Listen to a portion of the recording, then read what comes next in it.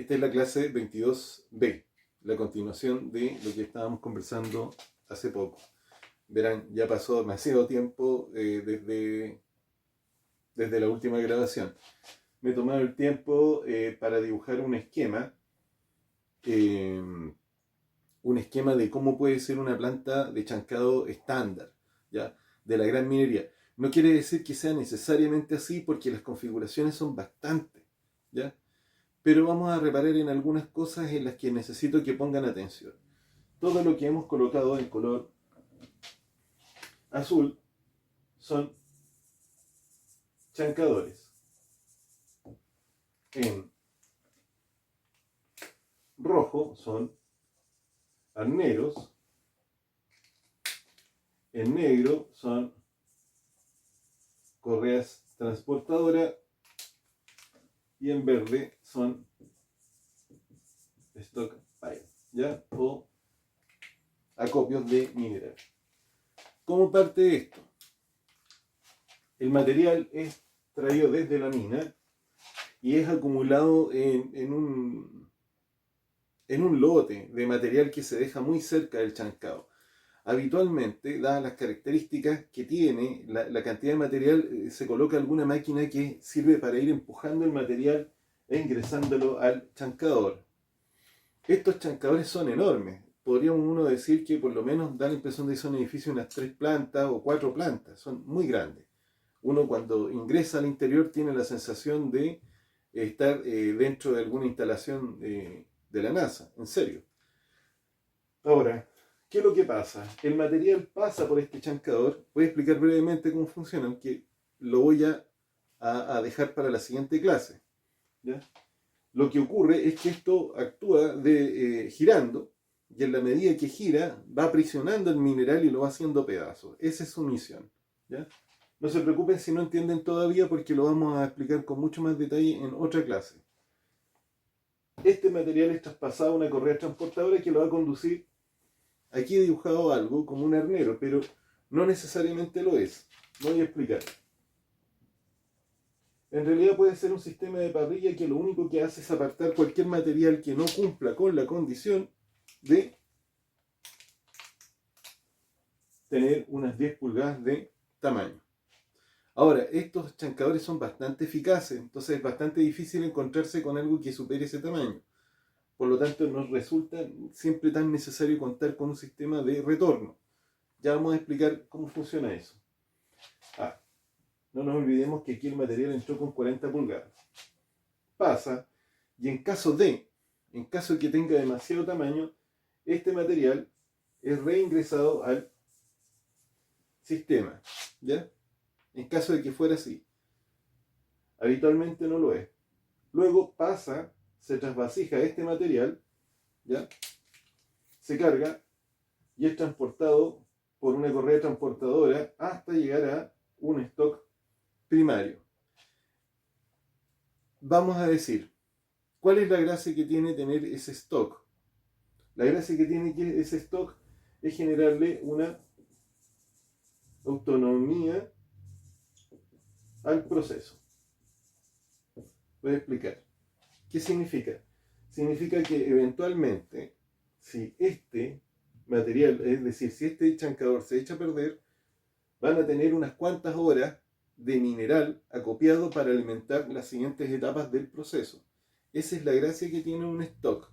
Lo mismo que hace la mina cuando acumula material durante un tiempo. Recuerden que ya lo explicamos. La gracia de tener esos stocks acumulados era generarle también cierta autonomía. Por eso se trabaja un poco más en exceso para que en caso de desastre o de mantención o lo que sea, se pueda disponer de un material de reserva. Bien, este material cae por unos buzones hacia una correa transportadora que lo lleva hasta la siguiente etapa, al chancador secundario, ¿ya?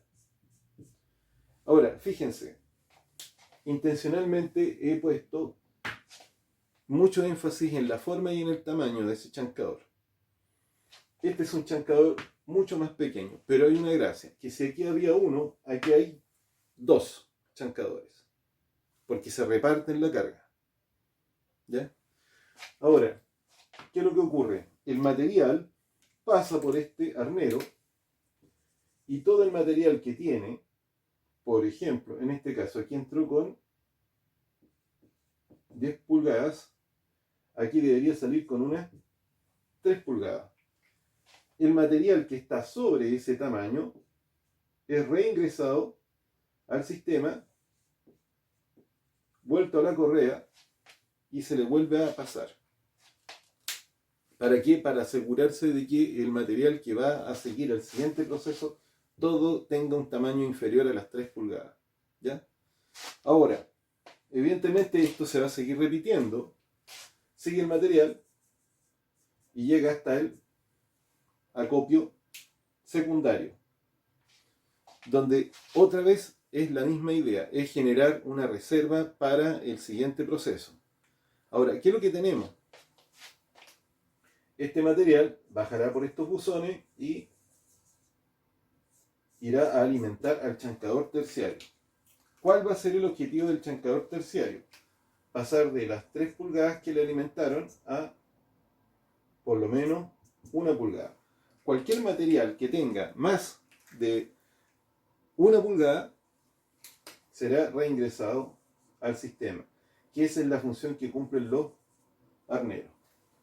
Finalmente el material es acopiado en un tercer stock y ahí queda disponible para los siguientes procesos, que tendrían que ser, hay dos opciones. Si se trata de óxidos de cobre, el siguiente proceso es aglomerado. Si se trata de sulfuros de cobre, el siguiente proceso es molienda. Si se tratara de oro u otro metal, los procesos probablemente van a ser de molienda, ¿ya? A menos que se tratara de algún proceso tipo lixiviación, como en el caso de algunos procesos del oro, donde se lixivia, ¿ya? Bien, ¿qué detalles tenemos que considerar? Quiero que se fijen en la siguiente forma. Aquí he hecho algo con cierta intención. Este stock tiene un ángulo aquí, ¿ya? Si se fijan, ese otro stock tiene un ángulo un poco más pronunciado. Este es un ángulo, si uno se fija bien, este es un material que está bastante como achatado. El siguiente tiene esa forma y el último se nota que es más puntiagudo, tiene una forma así. No es que lo haya querido dibujar simplemente por un estilo de dibujo, sino que lo que quiero representar y dejar en ustedes es un asunto que es esencial para ustedes como mineros y que tiene que ver con el ángulo de reposo. ¿Recuerdan cuando estuvimos hablando sobre los botaderos y yo les dije, eso es la pega que hacen ustedes, es el trabajo de ustedes, diseñar eso? El ángulo de reposo del material es trascendental para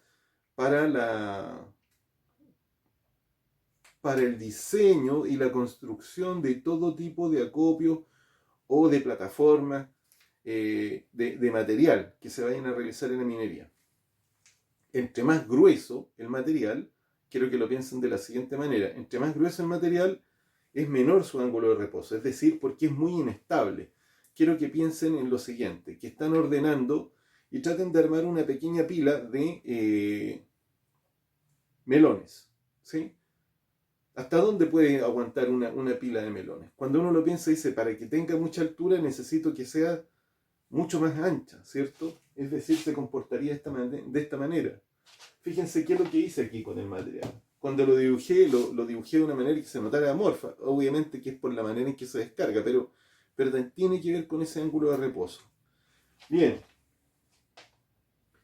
en la medida que nosotros fragmentamos el material, lo que termina pasando, inevitablemente, es que ese ángulo de reposo se vuelve un poco más, podríamos decir, deja de ser tan agudo, ¿ya? Y se vuelve un poco más recto. ¿Qué quiere decir eso? Quiere decir de que como se reduce el tamaño, es más fácil ir acumulando material. Esto equivaldría a que en vez de estar hablando de melones, ustedes empezaran a compararlo con naranjas, por ejemplo, ¿sí? Entonces es fácil entender lo que va a pasar en el último proceso, porque al reducirse de tamaño puede tomar una forma un poco más vertical, o mejor dicho, más recta. Se voy a plantear en un ejemplo, de una manera que ustedes lo van a entender al tiro. Cuando ustedes sacan,